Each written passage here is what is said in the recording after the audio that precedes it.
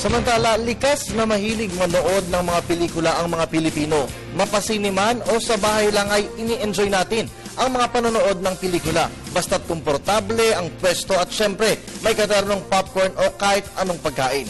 Nauuso na rin ngayon sa mga sinihan ang Lazy Boy recliner seats para naman feel at home ang dating kapag tayo ay nanonood ng anumang palabas. Ipapakita sa atin ito ni Beth Kachin sa In Ka Na Ba? Ka na ba pagkat ako'y inya, nakikipagsabayan na talagang naiiba? Isa sa mga libangan na hilig gawin ng mga Pinoy ay ang panonood ng sine. Bukod sa naaaliw sila sa aktibidad na ito, ay paraan na rin ito para matanggal ang kanilang stress. Karaniwan ang mga conventional seats na ito.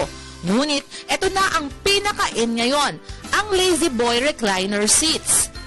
Sa sinihan ng sikat na mall na ito sa Cubao, unang nasilayan at na-experience ang mga Lazy Boy recliner seats. Kung gusto mong ma-experience ang Lazy Boy sa kanilang Platinum Cinema, pwede kang mag-book o mag-walk-in para makabili ng tickets. 350 pesos ang bayad dito na may kasama ng popcorn at soft drinks. Kaya talagang sulit. Habang hinihintay ang screening time ng inyong papanoorin, ay pwede kang mag-relax sa kanilang lounge.